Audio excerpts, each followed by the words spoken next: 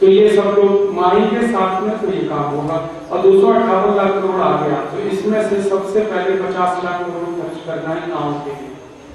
गांव को रोजगार देना है, गांव में उद्योग लगाना है। गांव में अभी उद्योग नहीं, हर गांव में 100 उद्योग लगाए। और क्या उद्योग हो सकते हैं? जैसे गांव में 4 लाख गांव में कपास होती है, जहाँ कपास होती है वहां खादी बन सकती है। 4 लाख गांव में खादी बनाने का उद्योग। भारत में लगभग 3 लाख गांव में सरसों होती है, जहाँ सरसों होती है वहां तेल उद्योग हर गाँव। भारत में 3.5 लाख गांव में गेहूं होता है, तो गेहूं का आटा बनाने का उद्योग, क्योंकि गेहूं तो कोई खाता नहीं, आटा खाते। गेहूं को 11 रुपए किलो मिलता, आटा को 26 रुपए किलो मिलता। फिर भारत में 3 लाख गांव में आम पैदा होता है, जहाँ आम होता है वहां आम का अचार, आम का बड़ी, आम का पापड़, आम का मुरब्बा और आम की मिठाइयाँ और मैंगो फ्रूटी और मैंगो जूस, ये सब गाँव में बना। 1 लाख गाँव में आलू होता है, तो आलू का चिप्स बनाने का उद्योग। 1 लाख गाँव में टमाटर होता है, टमाटो सॉस बनाने का उद्योग। ऐसे 100 उद्योग हर गाँव में लगाए। इन उद्योगों में 65 करोड़ लोगों को काम मिलेगा और ये उद्योग लगाने में 10 लाख करोड़ का खर्च आएगा।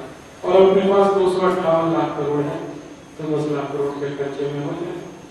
फिर हर गांव को बिजली देनी है 24 घंटे, उसमें 4 लाख करोड़ खर्च होगा। हर गांव को सड़क देनी है, 7 लाख करोड़ खर्च होगा। हर गांव को शिक्षा देनी है, करीब 8 लाख करोड़ खर्च होगा। हर गांव के किसान के खेत को पानी देना है, उसमें 10 लाख करोड़ खर्च होगा। कुल 50 लाख करोड़ का खर्च करें तो हर गांव इस देश में सुखी और समृद्धशाली होगा। और 50 लाख करोड़ खर्च करेंगे तो भी 208 लाख करोड़ बचेगा। 208 लाख करोड़ बचेगा, उसको बैंक में जमा कर दें फिक्स डिपॉजिट में, तो उसका साल का ब्याज 20 लाख करोड़ आएगा। और वो 20 लाख करोड़ का जो ब्याज अगर साल का हमको मिलता है तो किसी से टैक्स लेने की हमें जरूरत ही नहीं पड़ेगी, सारे टैक्स हम खत्म कर देंगे। और सबसे पहले हम इनकम टैक्स खत्म करेंगे, क्योंकि जो इनकम टैक्स है ना, ये काला धन पैदा कराता है। ये कैसे कराता है? 100 रुपए आपने कमाए, इसमें से 30 रुपए सरकार को अगर आपने इनकम टैक्स में दिए तो 70 रुपए व्हाइट है, और नहीं दिए तो 100 रुपए ब्लैक। अगर ये कानून हटा दो तो पूरा का पूरा 100 रुपए व्हाइट है, ब्लैक को छोड़ नहीं। और इस इनकम टैक्स के कानून की मदद से जितना टैक्स इकट्ठा होता है उससे कई गुना ज्यादा ब्लैक मनी पैदा होगा।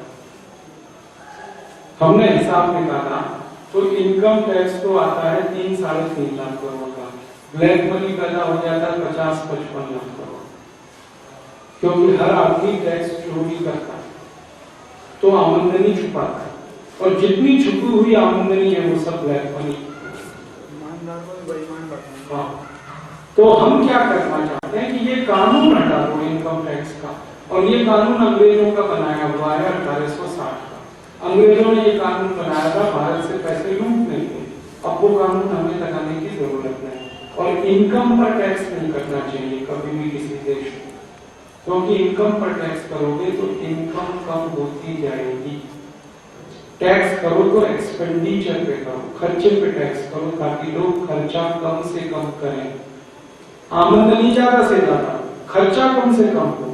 आमदनी ज्यादा से ज्यादा और खर्चा कम से कम माने आमदनी बचाएं लोग बचत के रूप में, और आमदनी बचाएंगे बचत के रूप में तो बैंक में जाएगी। बैंक में मेरे जैसे लोग कर्ज लेंगे, कारखाने लगाएंगे, उद्योग चलाएंगे, तो लोगों को ज्यादा रोजगार मिलेगा। तो इनकम से टैक्स करना, तो ब्लैक मनी खत्म। ब्लैक मनी खत्म होते ही सारा पैसा आ जाएगा, क्योंकि ये पैसा गया ही इसलिए है कि ब्लैक है। ब्लैक मनी खत्म कर दो, सब आ जाएगा। और जिन बैंकों में ये पैसा है ना, उन बैंकों में खुद वो लोग परेशान है पैसा रखने वाले, क्योंकि बैंक ब्याज नहीं देते, उल्टा सर्विस चार्ज लेते हैं। वो कहते हैं आप तो इनकम टैक्स पहले हटा दो, हम तो सारा पैसा ले जाएंगे, भारत की बैंकों में रखेंगे, कम से कम ब्याज तो मिलेगा 5-6%, वहां तो उल्टा सर्विस चार्ज देगा। ये वो लोग मुझे कहते हैं जिनके विदेशी बैंकों में खाते हैं, और वो मुझे कहते हैं हमारा नाम मत कहो लोगों को, लेकिन हम ईमानदारी से बहुत दुखी हैं क्योंकि जिन बैंकों में हमने पैसे रखे हैं वहां हमें एक पैसा भी ब्याज नहीं मिलता। आप तो इनकम टैक्स हटा दो, हम अपने आप सारा पैसा ले आएंगे, आपको कुछ करने की जरूरत ही नहीं पड़ी, और सारा पैसा लाके भारत की बैंकों में रख देंगे।